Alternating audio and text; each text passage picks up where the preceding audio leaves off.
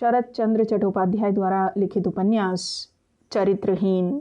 आइए सुनते हैं इस उपन्यास का भाग 8। 2 घंटे बाद सतीश ने पाथुरिया घाट जाने के लिए बाहर निकलकर मन ही मन कहा, ओह कैसी मूर्खता है, जाने दो, मैं भी बच गया, मेरे सर से भी भूत उतर गया। मार्ग में चलते चलते वह सोचने लगा, लेकिन उपेन भैया को आज कैसे मुंह दिखाऊंगा, क्योंकि आग में हाथ डालने से क्या होता है, इसको जैसे वह निश्चित रूप से जानता था। अपने बाल्यकाल के स्नेही उपेन भैया को ठीक वैसे ही पहचानता था।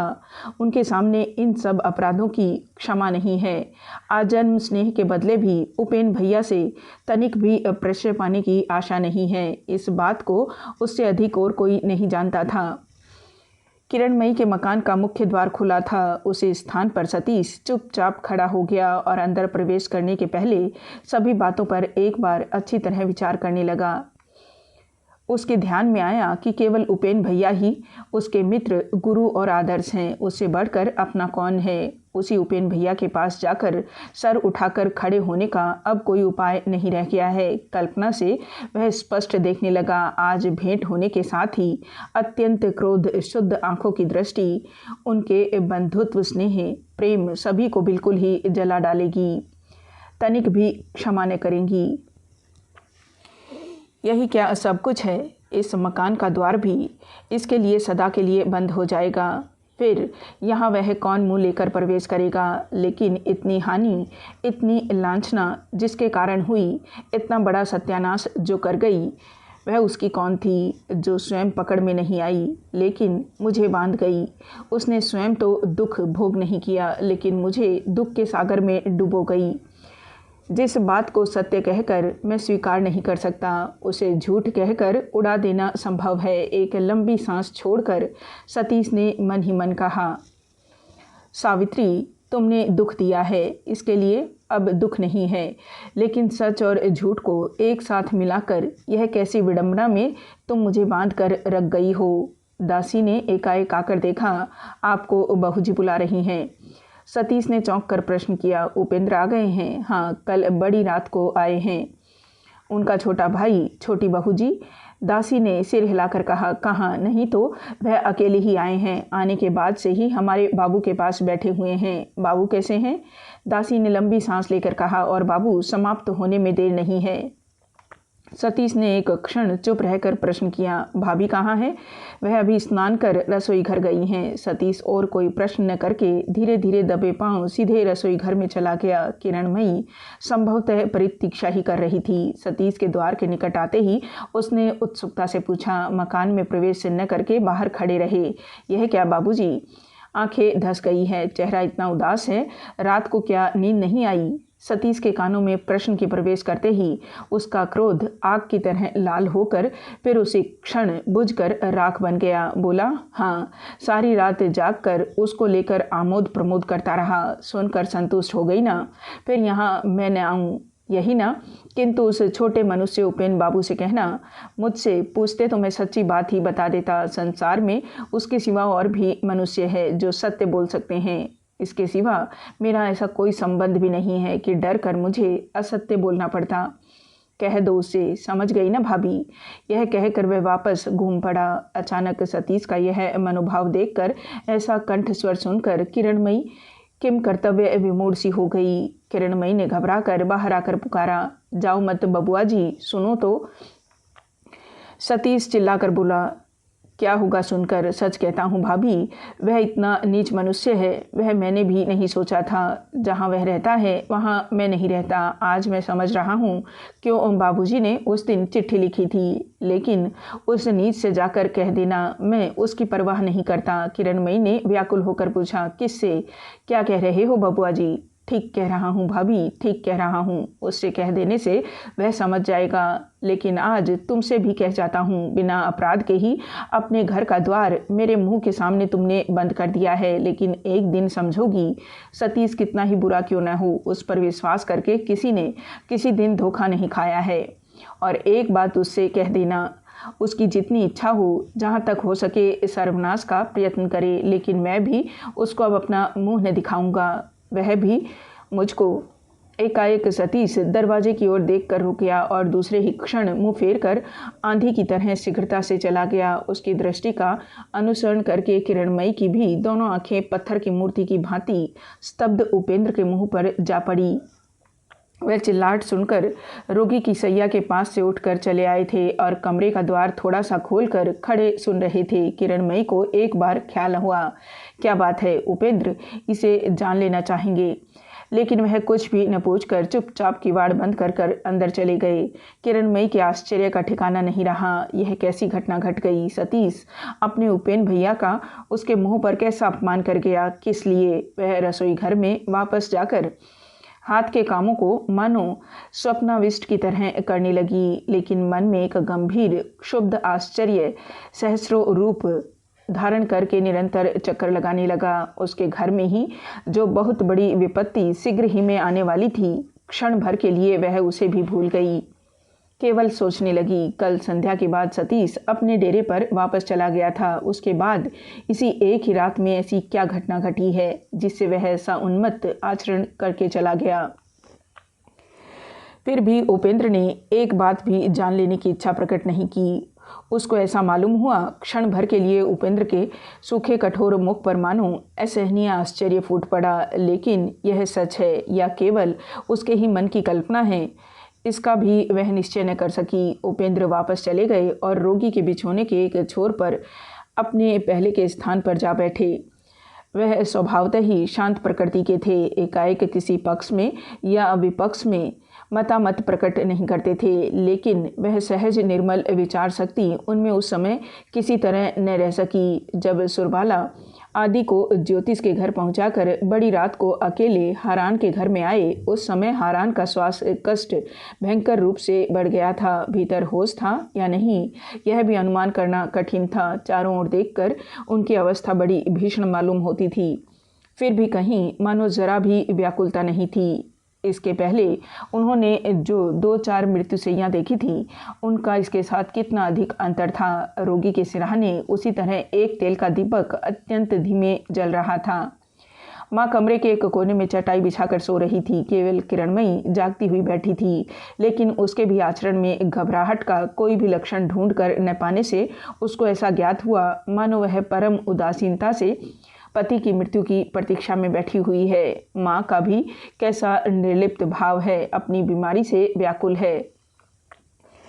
कल रात को उपेंद्र ने जो कुछ देखा था, उससे उन्हें स्पष्ट जान पड़ा था कि केवल मृत्यु की विभीषिका ही इन दोनों स्त्रियों के भीतर है। यह बात नहीं, अपितु हारान का जीवित रहना ही मानो एक बांध की तरह बन गया और वह इस छोटे से परिवार के सुख दुख के प्रवाह को रोककर कूड़ा करकट से पीड़ित कर रहा है। जिस प्रकार भी हो, इस अवरोध से मुक्ति पा लेने से ही ये लोग मानो भारी संकट से बच जाएंगी। उपेंद्र अभी तक किरणमयी को पहचान नहीं सके। यह सुअवसर ही उसको प्राप्त नहीं हुआ, लेकिन सतीश ने पहचान लिया था। इसलिए पहले जिस दिन हारान के बुलाने से इन लोगों ने इस घर में प्रवेश किया था, किरणमयी का उस रात का आचरण सतीश तो भूल गया ही था। उसको अधिक अपनी कठोरता का सहस्त्र अपराध स्वीकार करके उनकी क्षमा पाकर उसने भाई का स्थान ले लिया था। लेकिन उपेंद्र को यह सुअवसर नहीं मिला, इसलिए कल रात्रि को कमरे में घुसकर एक ही क्षण में उनका अप्रसन्न चित्त माँ के विरुद्ध विमुक्त और स्त्री के प्रति घृणा से परिपूर्ण हो गया था। इसलिए इस सवेरे किरणमयी जब चाय दे गई तो उन्होंने उसे स्पर्श तक नहीं किया। सतीश के आने जाने का पता अघोरमयी को नहीं चला। उस समय वह नीचे अपने काम में लगी हुई थी। अब धीरे धीरे कमरे में घुसकर लड़के को देखकर रोने लगी। किसी ने उनको सांत्वना नहीं दी, मना भी नहीं किया। एकाएक उनकी चाय की कटोरी पर नजर पड़ जाने से रोने के सुर से उन्होंने प्रश्न किया, क्यों बेटा, चाय नहीं पी?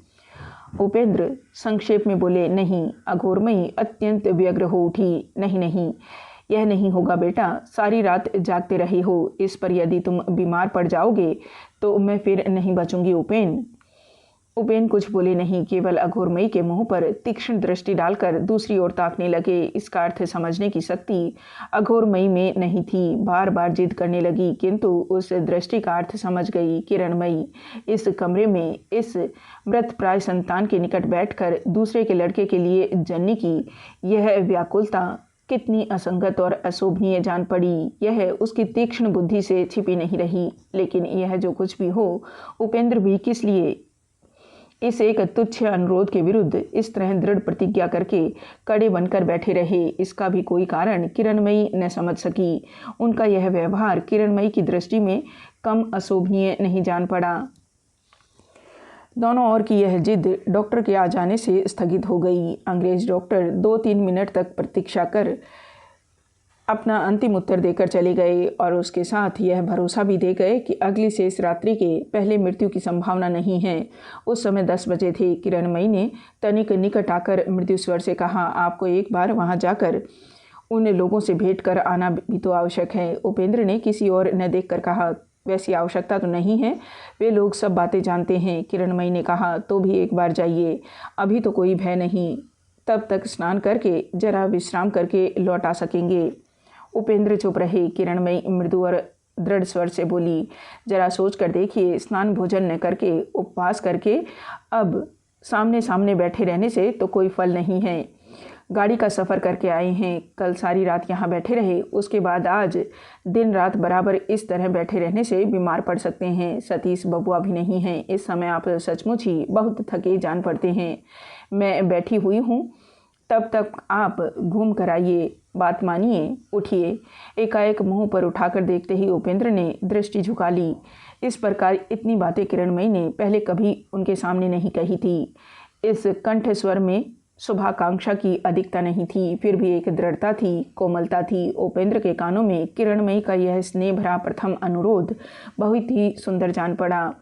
बहुत दिन पहले एक रात के समय जो तीव्र कंठ, जो कठिन भाषा इसके मुंह से ही वह सुन चुके थे, उसके साथ इसका बड़ा ही आश्चर्यजन अंदर जान पड़ा।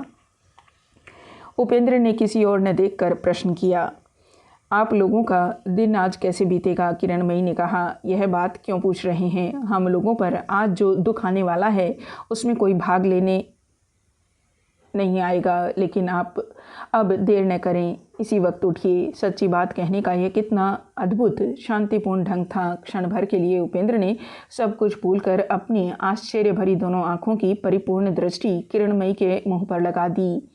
पहले ही उनकी दृष्टि में उसकी मांग में सिंदूर की चमकती हुई रेखा पड़ गई, जो नारी सौभाग्य का सर्वश्रेष्ठ प्रदर्शन है। प्रबल उच्छ्वास से उपेंद्र का सारा शरीर एक बार कांप उठा। किरणमयी ने उसे देख लिया, लेकिन उसका आभास मात्र भी उसके मुख पर प्रकट नहीं हुआ। उसने कहा, आप उठिए, मैं उनको ज़रा दूध पिला दूँ। उपेंद्र उठकर बैठ गए। बोले, दवा? किरणमयी व्यथित स्वर से बाधा देकर बोल उठी, नहीं नहीं, अब उसकी आवश्यकता नहीं है। बहुत सी दवाइयाँ बरबस मैंने पिलाई हैं, अब पिलाना नहीं चाहती। उपेंद्र ने प्रतिवाद नहीं किया। दवा की आवश्यकता वह स्वयं भी नहीं जानते थे। पति को दूध पिलाकर उसने ज्यों ही पुनः अनुरोध किया, त्यों ही उपेंद्र उठ खड़े हुए और अतिशीघ्र स्नान भोजन करके लौट आएंगे कहकर दरवाजे की ओर बढ़ चले। उसी समय किरण ने मृदु स्वर से प्रश्न किया, आते समय सतीश बबुआ के घर से होते आइएगा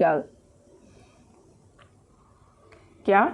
उपेंद्र घूमकर खड़े हो गए। बोले, क्यों?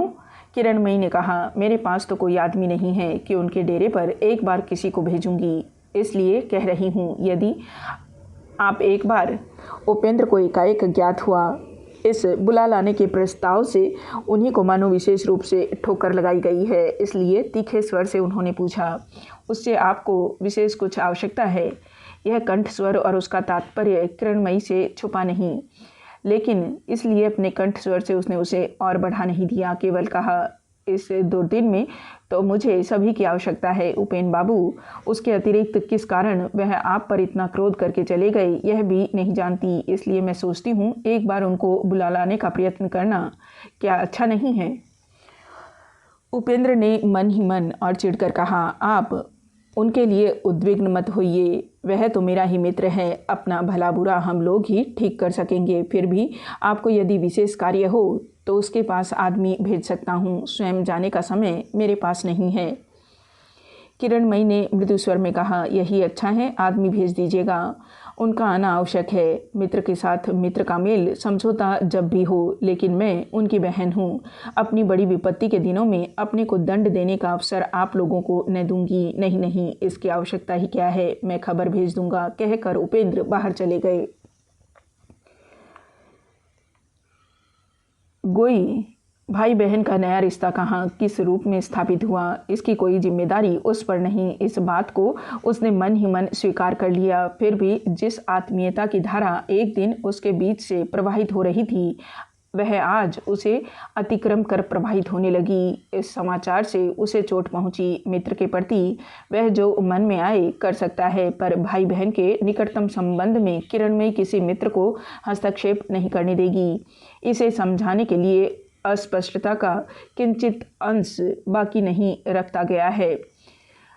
छोटी गली को शीघ्रता से पार करके उपेंद्र मुख्य सड़क पर पहुंचे और एक गाड़ी किराए पर ठीक करके उस पर सवार हो गए। अंधकार शीतल मृत्युपुरी से बाहर आकर शहर के इस प्रखर सूर्यालोक दीप्त जीवंत कर्म चंचल राजपथ पर खड़े होने पर भी उसने आराम अनुभव नहीं किया। भीतर ही भीतर वह न जाने कैसी जलन अनुभव करने लगे। आवश्यकता पड़ने पर किरणमयी किस प्रकार उग्र भाव से कठोर हो जा सकती है, इसे उन्होंने एक दिन देखा था, लेकिन उसका शांतिपूर्ण विरोध भी उससे कम कठोर नहीं है। इसे उन्होंने आज की इन थोड़ी सी बातों से ही स्पष्ट अनुभव कर लिया। सतीश के साथ उसका एक विवाद उपस्थित हो गया है। किरणमयी को इसका पता चल गया है।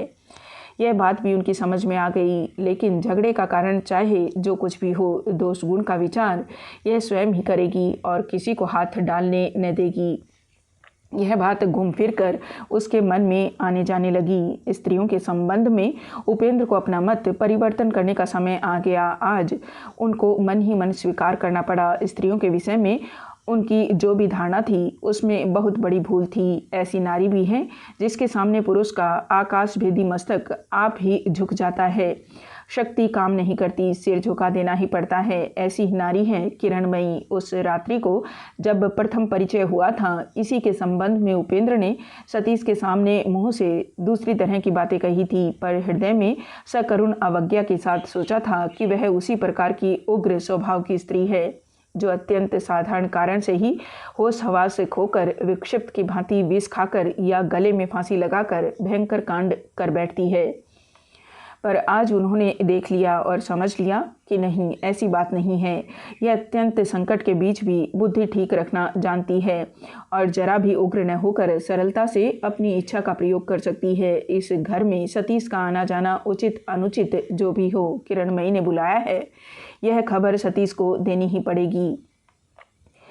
इस बात की राह में जाते जाते वह जितना मंथन करने लगे, उनका मन उतना ही दुख से भर उठा। क्योंकि सतीश को उपेंद्र बहुत अधिक स्नेह करते थे, इसलिए उसके ऊपर आज क्रोध की भी कोई सीमा नहीं थी। उसने जो अपराध किया है उसका विचार किसी दूसरे दिन होगा, लेकिन आज जो सतीश खुले तौर से उसके मुंह के सामने उसके सदा के अधिकृत अग्रज के आसन को दर्प के साथ पैरों से रौंद गया, उसने तनिक भी संकोच नहीं किया। सब दुखों से बढ़कर यही दुख उपेंद्र के कलेजे पर बिंध गया था। कुछ दिन पहले उपेंद्र को घर में बैठकर एक गुमनाम पत्र के द्वारा सतीश के विषय में बातें ज्ञात हुई थी। यह पत्र राखाल ने लिखा था। जब दोनों में प्रेम था, तब सतीश के मुंह से ही राखाल ने उसके इस परम मित्र की बहुत सी असाधारण कहानियां सुनी थी। उपेंद्र भैया की असाधारण विद्या बुद्धि और उनके शुभ निष्कलंक चरित्र की ख्याति कैसी थी। सतीश को बड़ा गर्व था अपने उपेंद्र भैया का, और उनके असीम स्नेह ने उसी स्थान पर चोट पहुंचाने के समान भयंकर आघात सतीश के लिए और कुछ भी नहीं हो सकता।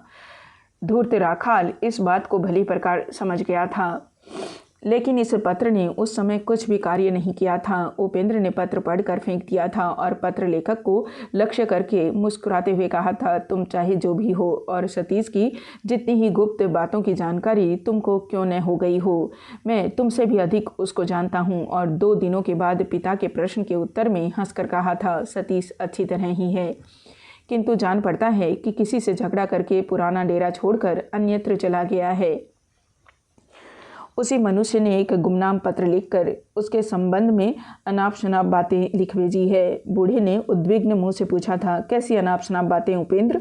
उपेंद्र ने उत्तर दिया था, उन सब झूठी कहानियों को सुनकर आपको समय नष्ट करने की आवश्यकता नहीं है। मैंने तो स्वयं ही उसे पाला पोसा है। मैं जानता हूँ वह ऐसा कुछ भी न करेगा जिससे किसी आत्मीय का सिर झुक जाए। आप निश्चिंत रहिए। उनके उस विश्वास पर वज्रपात हो गया। सावित्री को अपनी ही आंखों से देखकर सतीश के निर्जन कमरे में श्रृंगार करने में निमग्न अकेली रमणी उसमें कैसी सुगंभीर लज्जा थी, और लज्जा से भी बढ़कर उन दो बड़ी आंखों का व्यथित व्याकुल दृष्टि में क्या ही त्रास फूट पड़ा था।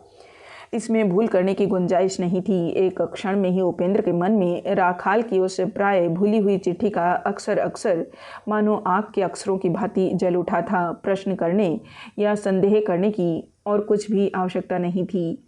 उस चिट्ठी को विश्वास योग्य बता देने की चेष्टा में राखाल ने कुछ भी कमी नहीं की थी। उसमें सावित्री का नाम तो था ही, तरह तरह के विवरणों के बीच उसकी भौं के ऊपर एक छोटे तिल रहने की बात का जिक्र करने में भी उसने गलती नहीं की थी।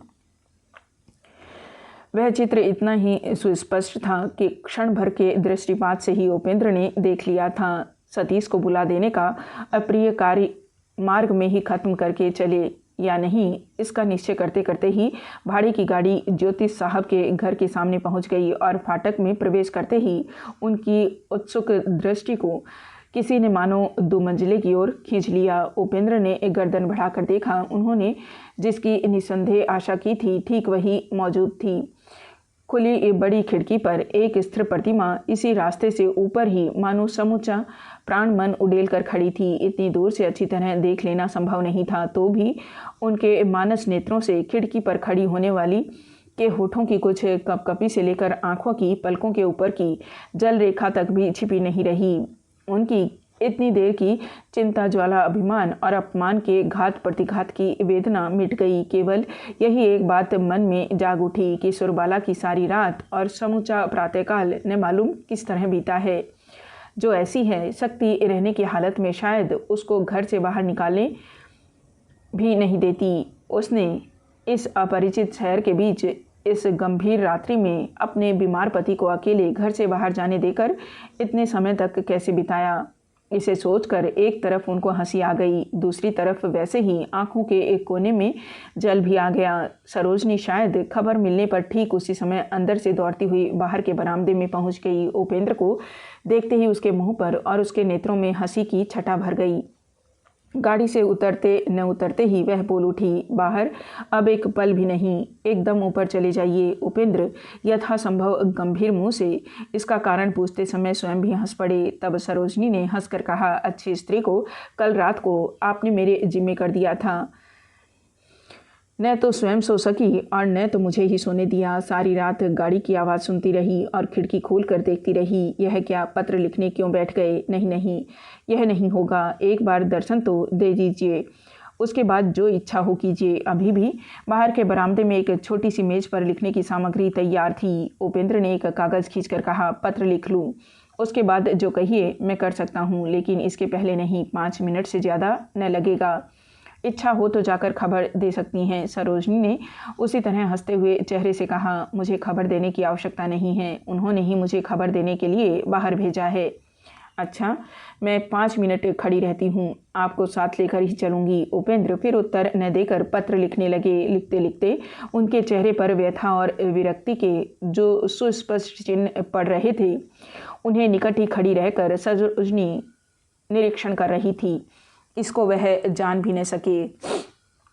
पत्र समाप्त करके उसको लिफाफे में भरकर पता लिखकर उपेंद्र ने मुंह ऊपर उठाकर देखा। कोचवान ने आकर सरोजनी को लक्ष्य करके कहा, गाड़ी तैयार है। उपेंद्र ने पूछा, क्या आप बाहर जाएंगी? सरोजनी ने कहा, हाँ, उसका छोटा पियानो मरम्मत करने को दे आई हूँ, उसे एक खबर देख तो लूँ। उपेंद्र ने खुश होकर कहा, पता लिखा है, थोड़ा कष्ट उठाकर यह पत्र साइस के हाथ घर में भिजवा दीजिएगा। यह कहकर उपेंद्र ने सरोजनी के फैलाए हुए हाथ पर पत्र रख दिया। सरोजनी कुछ देर तक उसके सिरनामे की तरफ देखती रही। नाम और पते की 2 लाइनों को पढ़ने में अधिक समय नहीं लगा। उसके बाद उसने मुँह ऊपर उठाकर कहा, सतीश बाबू, इस बार हम लोगों के घर पर क्यों नहीं आए? हम लोगों के साथ आया नहीं, सतीश बराबर यहीं रहता है। यह समाचार सुनकर सरोजनी चौंक पड़ी। उपेंद्र के मन की अवस्था यह सब देखने योग्य नहीं थी। अगर रहती तो वे चकित रह जाते।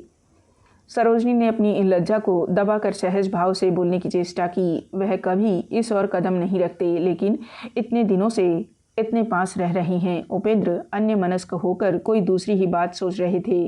बोल, मालूम पड़ता है आप लोगों की बातें उसे याद नहीं है। यह बात कितनी सहज थी, लेकिन कैसी कठिन होकर सुनने वाली के कानों में जा लगी। उपेंद्र ने कहा, एक बात है, दिवाकर कहाँ है? वह भैया के साथ हाई कोर्ट घूमने गए हैं। चलिए आपको साथ लेकर पहले अंदर पहुंचाऊं, कहकर सरोजनी घर में चली गई। 20 मिनट के बाद वह लौटकर जब गाड़ी पर सवार हो गई और आदेशानुसार गाड़ी जब सतीश के डेरे की तरफ रवाना हो गई, तब अंदर बैठी हुई सरोजनी का हृदय कांपने लगा और गाड़ी जितना ही अग्रसर होने लगी, हृदय का स्पंदन मानो उतना ही प्रबल होने लगा। उसे लगा मानो वह ऐसे ही एक महत्वपूर्ण काम का भार लेकर जा रही है, जिसकी सिद्धि पर उसके अपने ही भविष्य का भला बुरा मानो सब कुछ निर्भर कर रहा है। थोड़ी ही देर में गाड़ी सतीश के डेरे के सामने आकर ठहर गई और साइस पत्र हाथ में लिए उतरा। सरोजनी ने गाड़ी के एक कोने में सट कर सिकुड़ कर बैठी रहकर कान लगाए दरवाजे पर साइस का कराघात सुना। कुछ देर बाद दरवाज़ा खुलने का शब्द और उसके अंदर जाने की आवाज़ उसे मालूम हुई और उसके बाद प्रतिक्षण किसी सुपरिचित गंभीर कंठ स्वर कानों में पहुंचने की आशंका और आकांक्षा से स्तब्ध रोमांचित होकर वह बैठी रही। वह अवश्य जानती थी गाड़ी और गाड़ी के अंदर जो बैठी हुई है, साइस के मुंह से उसका परिचय पाकर सतीश स्वयं ही आ जाएगा। उसको एक बार भी यह ख्याल नहीं आया कि जो व्यक्ति इतने दिनों से इतना निकट रहकर भी इस तरह भूल कर रह सकता है, उसको यह समाचार तनिक भी विचलित नहीं कर सकता। फिर साइस का कंठस्वर दरवाजे के पास सुनाई पड़ा। वह दरवाज़ा बंद भी हो गया और क्षण भर बाद ही वह पत्र हाथ में लिए अकेले लौट आया। उसने कहा, बाबू घर में नहीं है, घर में नहीं है। पल भर के लिए सरोजनी स्वस्थ होकर बच गई। मुंह बढ़ाकर उसने कहा, पत्र लौटाकर क्यों लाया? जा रखा। साइस ने कहा, बाबू कलकत्ता में नहीं हैं, दिन के 10 बजे की गाड़ी से घर चले गए। यह बात सुनकर न मालूम क्यों उसको यह घर अपनी ही आंखों से देख लेने की अदम्य इच्छा हो गई। उसका ठीक कारण वह स्वयं भी न समझ सकी और दूसरे ही क्षण वह उतर आई, फिर किवाड़ खोलकर अंदर चली गई। हिंदुस्तानी रसोइया चीज़ों के पहरे पर तैनात था।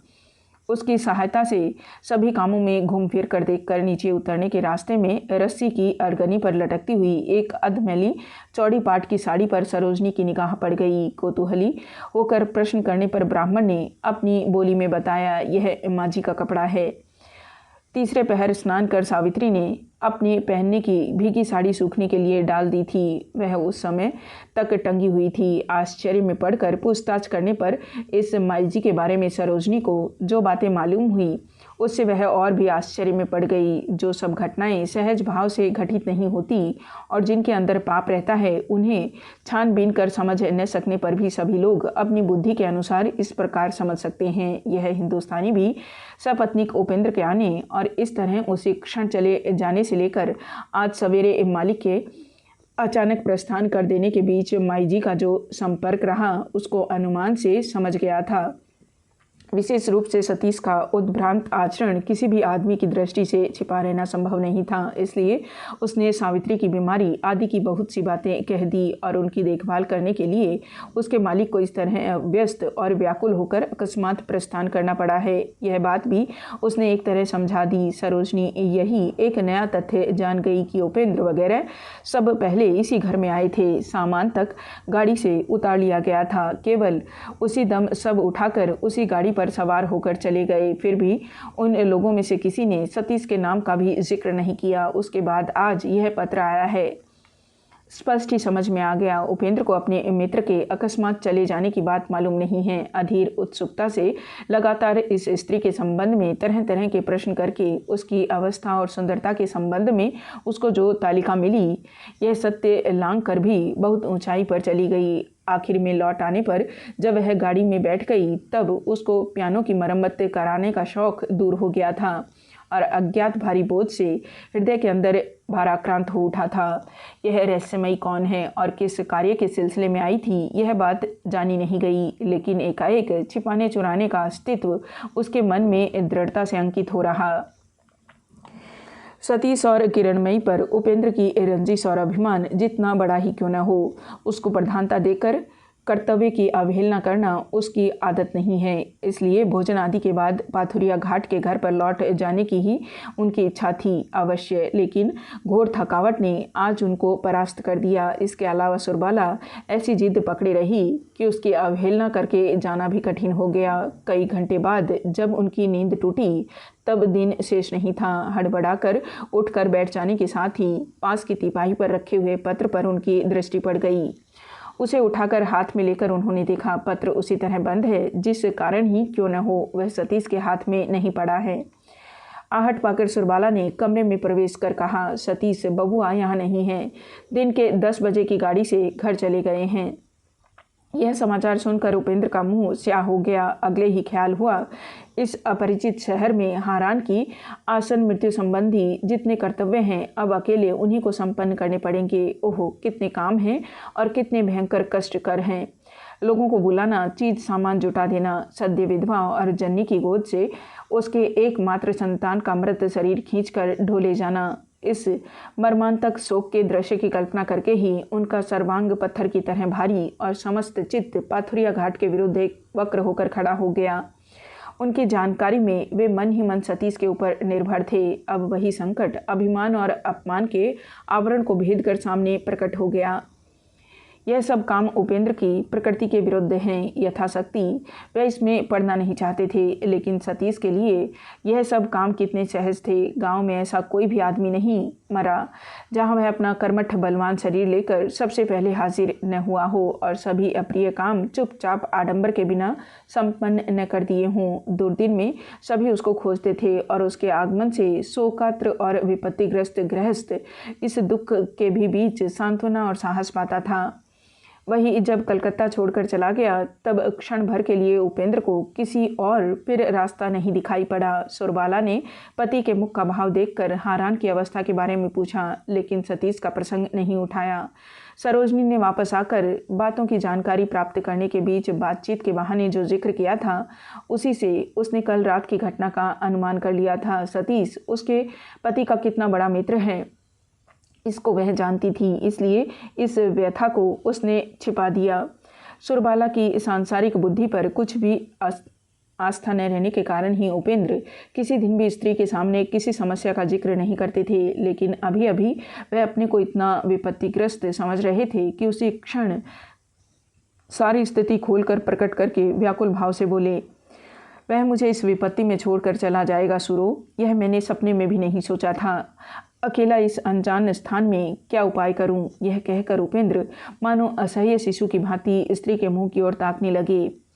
लेकिन आश्चर्य की बात है कि पति की इतनी बड़ी विपत्ति का समाचार पाकर भी इस सुरबाला के मुख पर तनिक भी घबराहट न दिखाई दी। वह निकट चली आई और उनका एक हाथ पकड़कर बिछोने पर बैठाकर धीरे से बोली, तो क्यों इतना सोचते हो? इस कलकत्ता में किसी के लिए भी काम नहीं रुकता।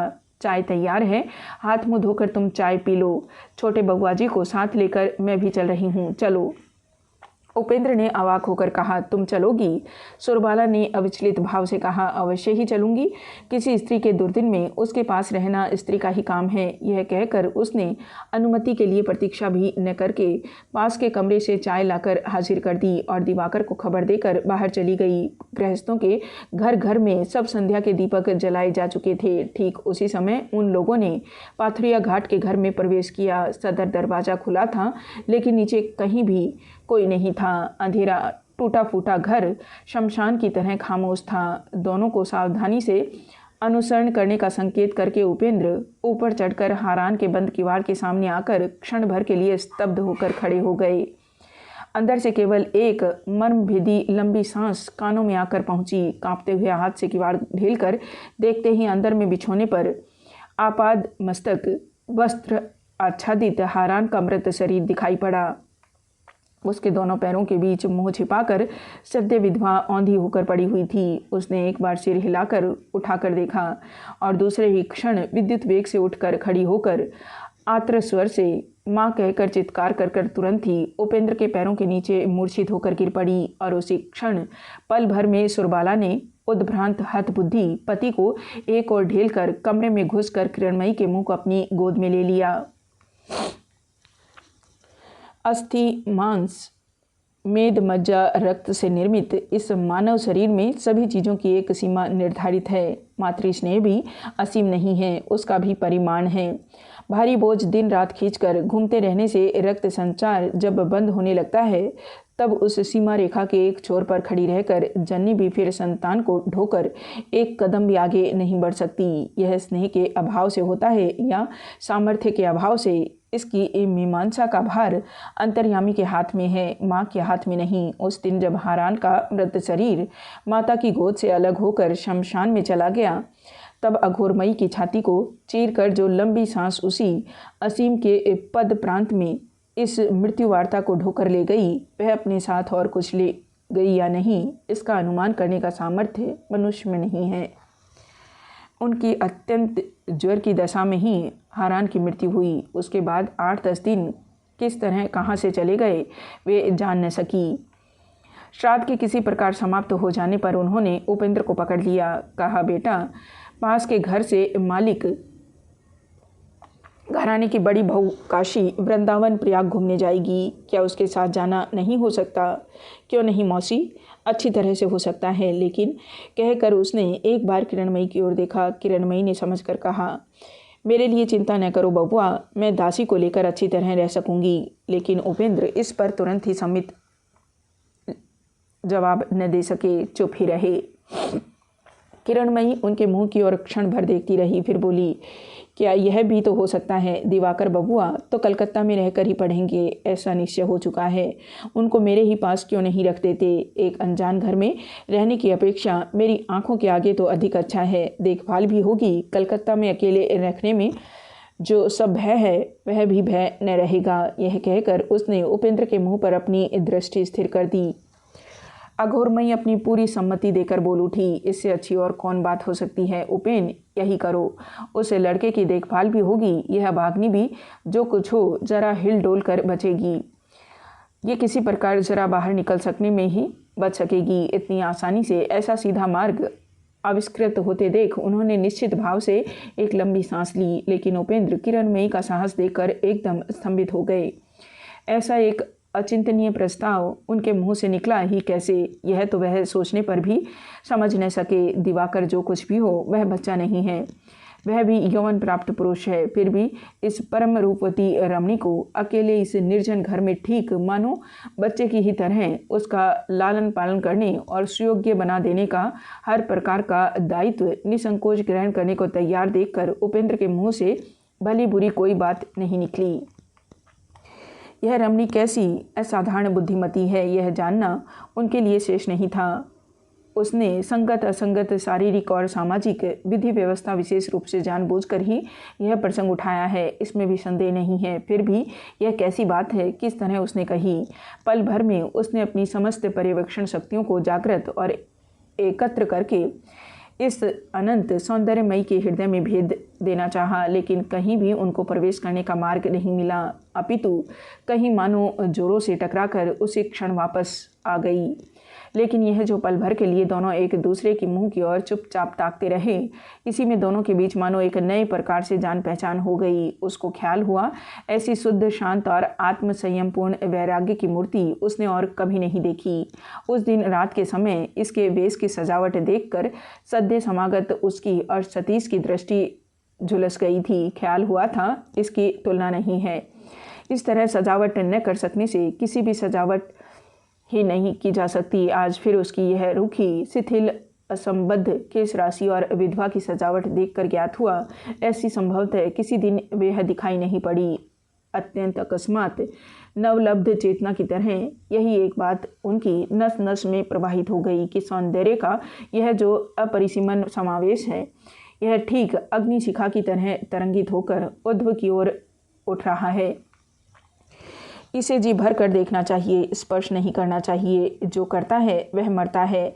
यह तीव्र शिखारूपणी विधवा जिस असंकोच और निर्भय रूप में दिवाकर को ग्रहण करना चाहती है, वह वास्तव में अधिकार के गर्व से कर रही है। इसमें दुस्साहस या स्पर्धा नहीं है। उपेंद्र उस समय बात न कर सके, लेकिन उनके मानस नेत्रों की दृष्टि से इस विधवा के सामने दिवाकर बिल्कुल ही छोटे बच्चे की भांति तुच्छ हो गया। और उस दिन क्यों सतीश को छोटे भाई की तरह अपने पास भेज देने का उनसे अनुरोध किया था। यह बात भी आज बिल्कुल ही स्पष्ट हो गई। उनके परितृप्त मन ने चुपचाप हाथ जोड़े इस महामयी के सम्मुख अपना अपराध बार बार स्वीकार करके मन ही मन क्षमा याचना कर ली। तीनों ही चुप थे। किरणमयी ने पहले बात कही। अपनी दोनों आंखों की करुण दृष्टि पहले ही की तरह उपेंद्र के मुंह पर स्थिर रखकर अनुनय के स्वर में उसने कहा, दिवाकर को मेरे पास क्या रख न सकोगे बउआ जी? उपेंद्र मंत्र मुग्ध की भांति बोले, क्यों न रख सकूंगा भाभी, आप यदि उसका भार ले लें तो यह परम सौभाग्य होगा। इतने दिनों के बाद उपेंद्र ने आज पहले आपको आत्मीय की तरह संबोधन किया। कहा, दिवाकर मेरे साथ ही तो आया था, अब अकेले चला गया है शायद, नहीं तो बुलाकर कह देता। यह बात सुनकर किरणमयी चकित हो उठी।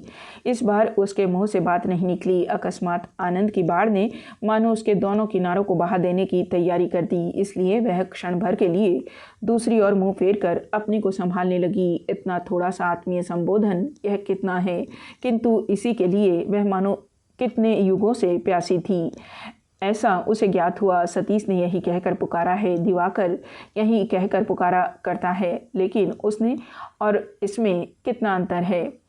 इस आह्वान से इतने दिनों के बाद उपेंद्र ने उसको जो अपने समीप खींच लिया, एकाएक उसे आशंका हुई इसके प्रचंड वेग को वह संभवतः संभाल न सकेगी। लेकिन इन लोगों की इस आकस्मिक मौनता से अघोरमयी शंकित हो उठी। बोली, बेटा उपेन, तब तो मेरे जाने में कोई विघ्न नहीं है, लेकिन उस काम में तो अब देर नहीं है। मैं क्या इसी समय जाकर मल्लिक को, बड़ी बहू को कह न आऊँ?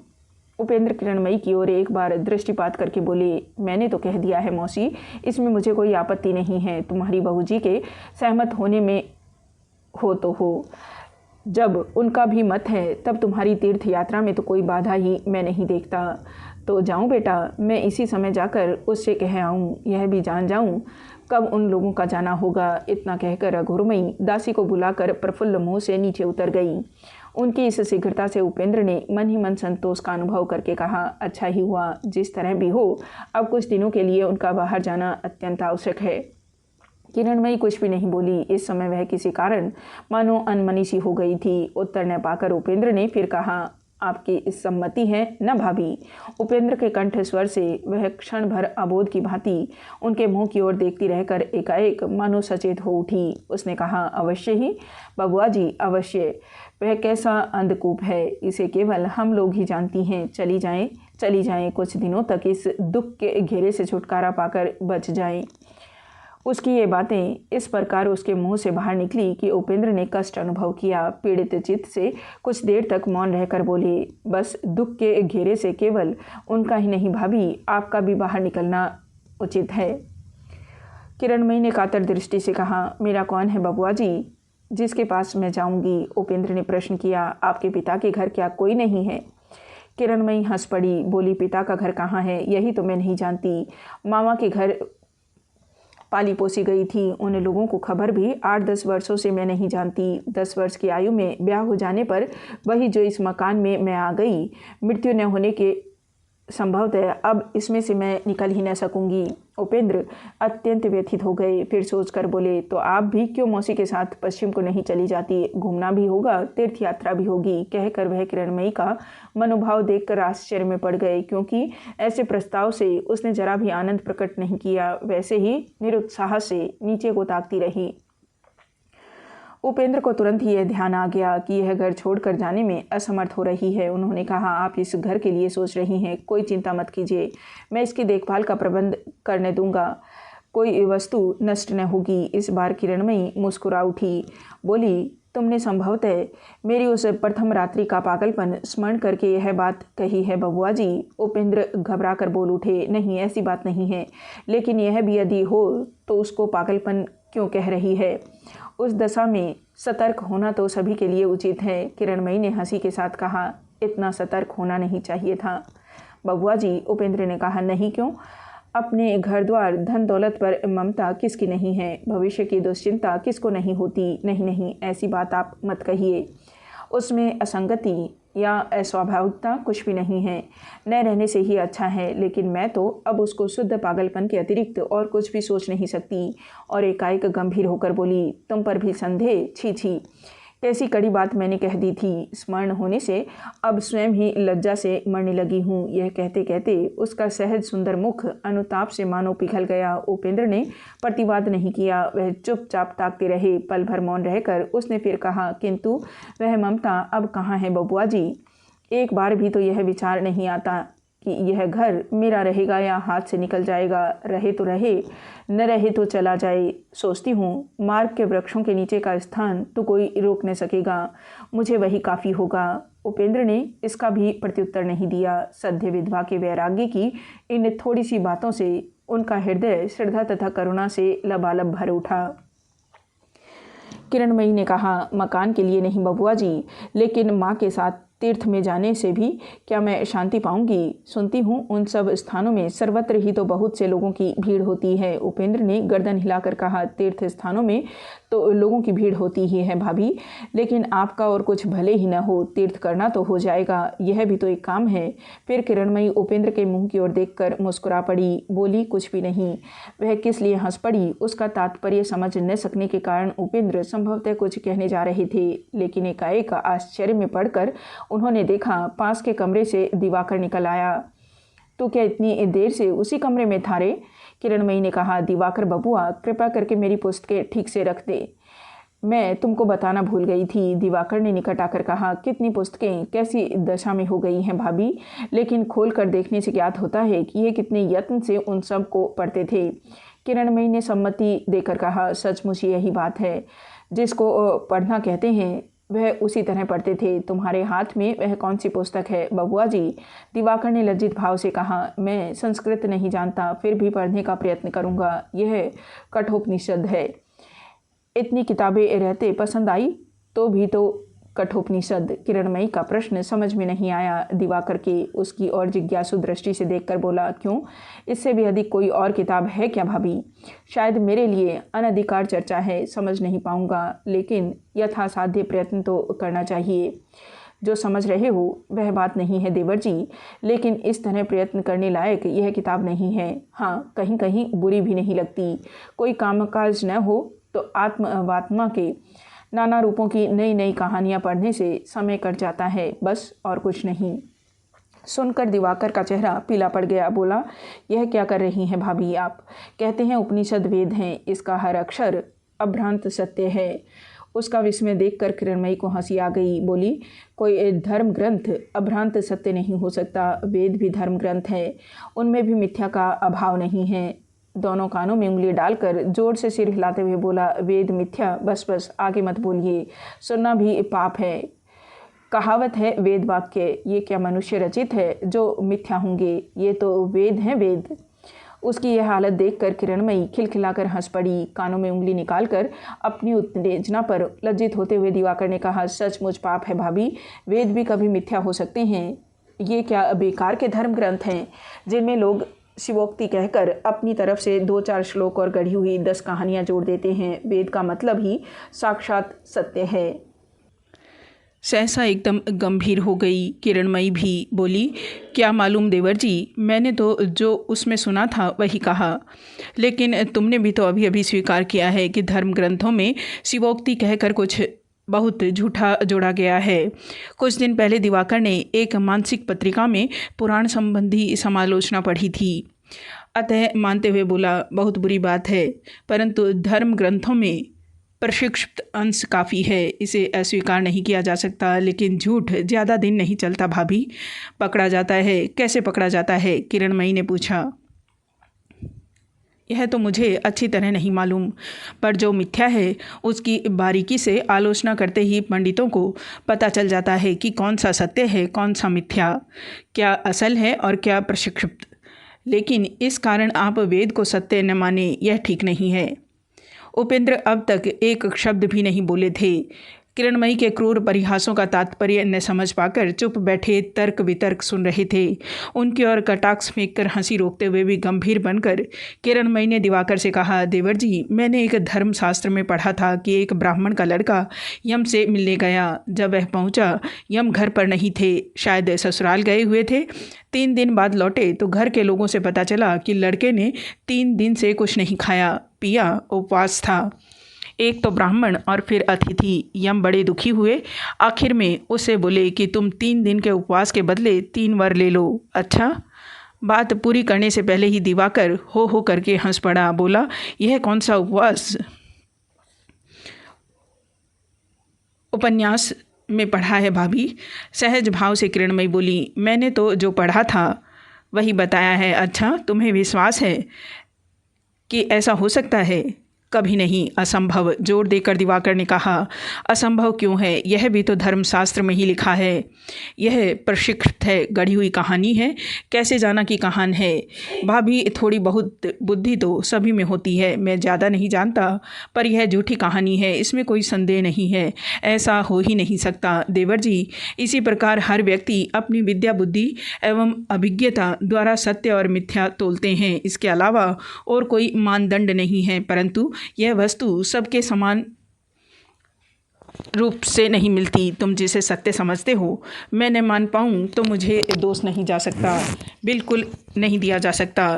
तत्क्षण दिवाकर ने कहा। आगे किरणमयी ने कहा, जब तक एक दूसरे से मेल न खाने पर किसी को दोष नहीं दिया जा सकता, तो फिर जो चीज़ दोनों की बुद्धि व अभिज्ञता से बाहर की है उसके संबंध में तो न जाने कितनी राय हो सकती है। लेकिन इसको लेकर हम लोगों में विरोध नहीं है। हम दोनों का ही ख्याल है कि यह घटना हमारी समझ से बाहर है, इसलिए कहानी है।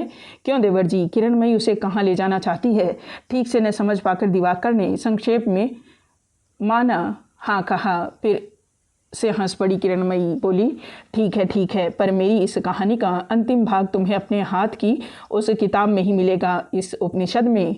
आश्चर्य से दिवाकर ने पूछा।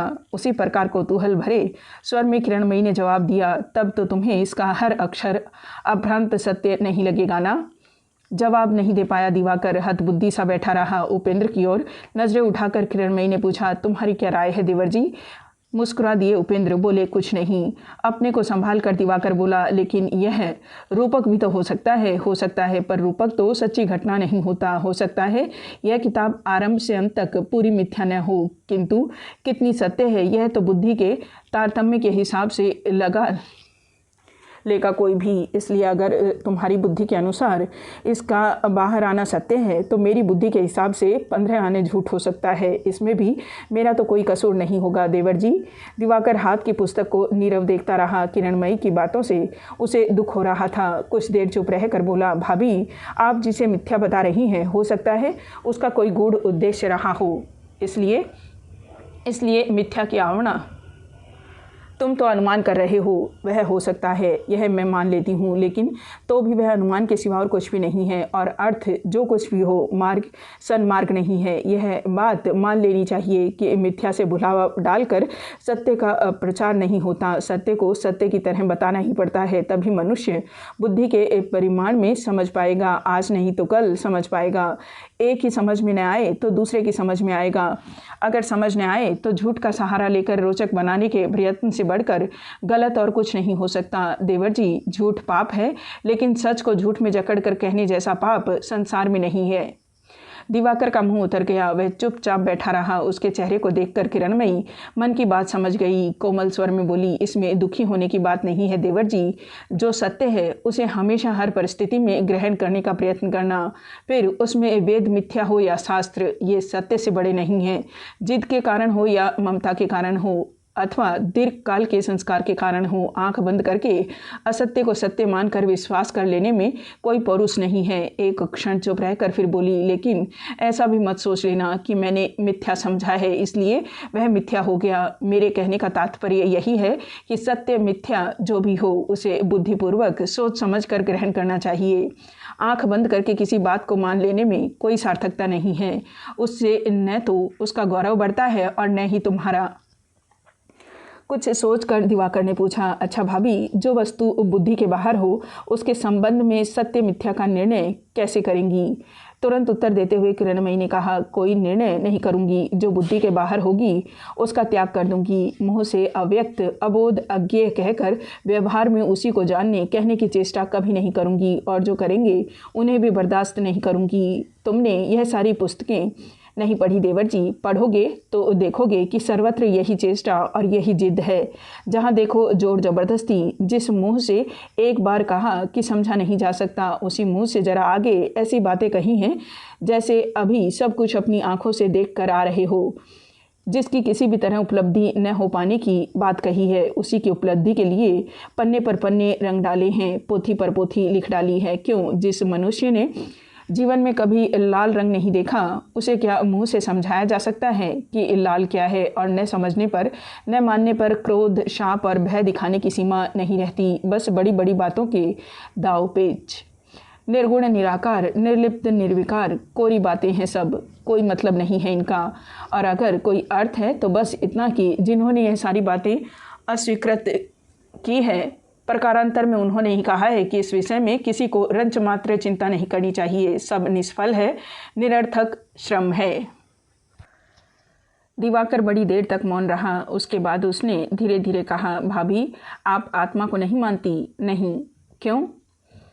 झूठी बात होने के कारण। इसके अतिरिक्त ऐसा दंभ मुझे नहीं है कि सब कुछ का नाश हो जाएगा, केवल मेरे इस महामूल्य मैं का किसी दिन ध्वंस न होगा।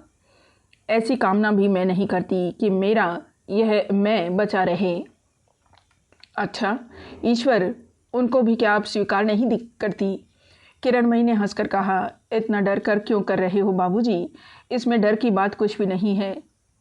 नहीं, मैं अस्वीकार भी नहीं करती। प्रगाढ़ अंधकार में प्रकाश की क्षीण रेखा दिखाई पड़ी। उसने पूछा, आप उस बारे में क्या सोचती हैं? किरणमयी ने कहा, जिस वस्तु को अज्ञेय मान लिया उसके बारे में सोचा नहीं जाता। मैं सोचती भी नहीं। वस्तुतः तो अचिंतनीय की चिंता कैसे कर सकती हूँ? इसलिए असंभव को संभव बनाने का कभी प्रयत्न नहीं करती।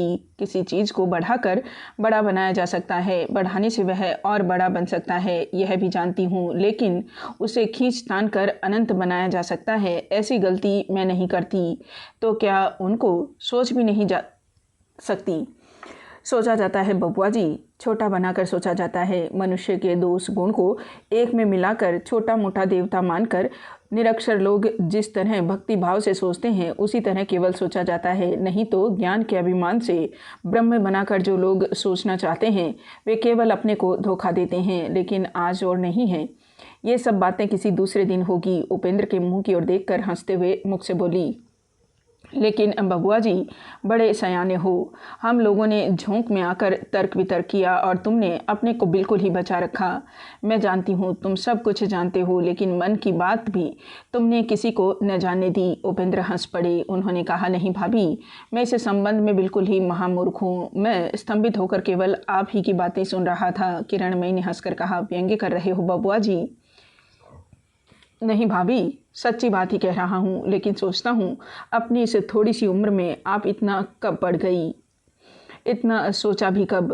प्रशंसा सुनकर किरणमयी का अंतःकरण आनंद से, गर्व से उच्छ्वसित हो गया, लेकिन उसका दमन करके विनय के साथ उसने कहा, नहीं नहीं, यह बात मत कहो बबुआ जी। मैं भी महामूर्ख हूँ, कुछ भी नहीं जानती। केवल इतना ही अवश्य जान गई हूँ कि कुछ जान लेने का उपाय नहीं है। इसलिए इन सब शास्त्रों की दंभपूर्ण युक्ति देखने से ही मेरे शरीर में आग लग जाती है। किसी प्रकार भी अपने आप को फिर संभल कर नहीं रख सकती। बस यही ख्याल रहता है कि तुम भी नहीं जानते, मैं भी नहीं जानती, फिर इतना विधि निषेध, इतना झूठ क्यों? सारी बातों में भगवान उनके माध्यम से काम करते हैं। यह दंभ भरा अनुशासन, सोते जागते, उठते बैठते, खाते पीते भगवान की दुहाई और धर्म का डर, तो क्यों कोई डरे? तुम कहो वैसे उठे वैसे बैठे, और उस पर हिम्मत यह है कि कहीं किसी चीज़ का कारण तक बताने की ज़रूरत नहीं समझी। बस केवल ज़बरदस्ती। ऐसा करोगे तो हत्या का पाप लगेगा, ऐसा करोगे तो ब्रह्म हत्या का पाप लगेगा, तुम नष्ट हो जाओगे, तुम्हारी 14 पीढ़ी नरक में जाएगी। अरे भाई, क्यों जाएगी? किसने कहा है तुमसे? श्रुति, स्मृति, तंत्र, पुराण, हर एक में यही भय और ज़बरदस्ती। इतना सब कैसे सहा जा सकता है बबुआ जी? उपेंद्र मौन रहे, लेकिन दिवाकर ने अपनी अंतिम चेष्टा करके कहा, लेकिन यह जोर संभवतः हमारे कल्याण के ही निमित्त उन्होंने प्रकट किया है। किरणमयी जल उठी, बोली, इतनी भलाई की आवश्यकता नहीं है बबुआ जी।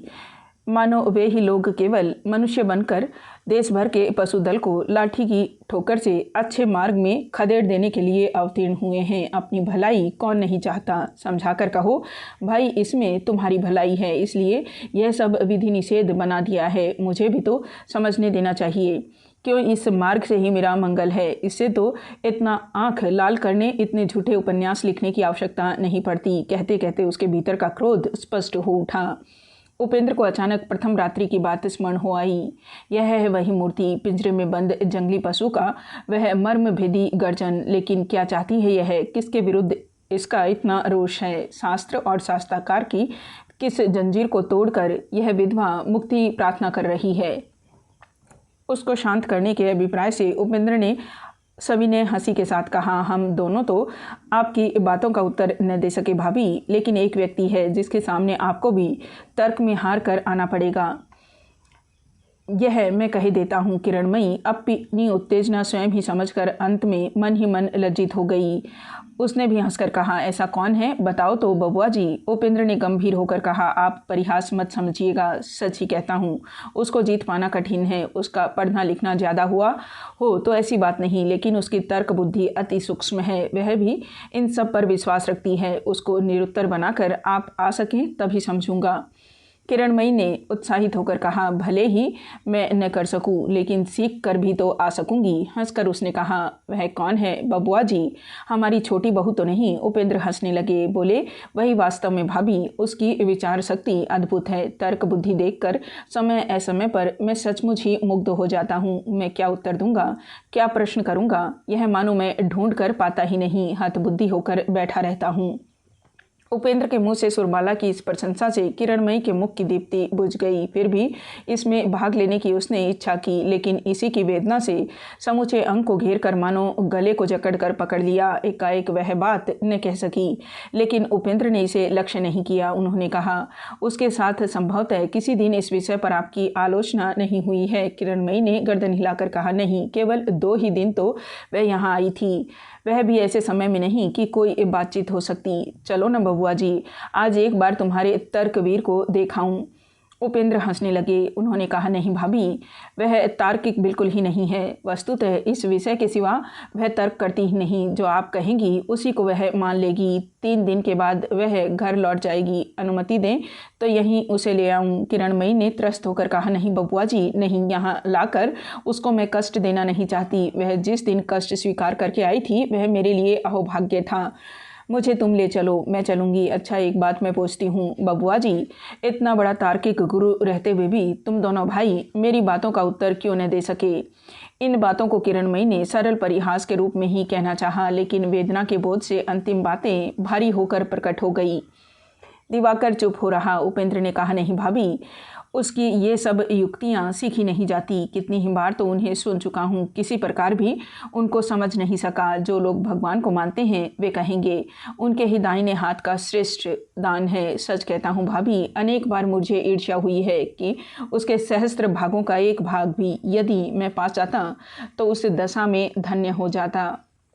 किरणमयी ठीक समझ न सकी कि वह क्या है, तो भी उसका संपूर्ण मुख काला पड़ गया और उसने स्वयं ही स्पष्ट करके किसी तरह एक छोटी सी सूखी हंसी से सामने के इन 2 पुरुषों के दृष्टि मार्ग से अपने आप को ढक लेना चाहा, लेकिन किसी प्रकार भी उसके मुंह पर हंसी नहीं फूटी। एकाएक वह सीधी होकर खड़ी हो गई, बोली, चलो बबुआ जी, आज ही मैं उसके साथ भेंट करके आऊँगी। तुमको भी जिसके लिए ईर्ष्या होती है वह दुर्लभ वस्तु क्या है, उसको देखे बिना मैं किसी भी प्रकार चैन न पाऊँगी। उसके आग्रह की अधिकता देखकर उपेंद्र किसी प्रकार भी फिर हंसी को दबाकर न रख सके। किरणमयी ईर्ष्या से इतनी आच्छन्न न हो गई होती तो उनकी इतनी देर की छिपी हुई गंभीरता पल भर में पकड़ ले सकती थी, लेकिन उस और उसकी दृष्टि ही नहीं गई। उसने कहा, नहीं बबुआ जी, तुम्हारे पैरों पड़ती हूँ, मुझे ले चलो। उपेंद्र घबराकर दोनों हाथों से माथा छूकर कहा, छी छी, ऐसी बात मुंह से आप मत निकालिए भाभी। आप उम्र में छोटी होने पर भी मेरी पूजनिया हैं। अच्छी बात तो है मौसी वापस आ जाए। चलिए, आज ही आपको ले चलूँगा।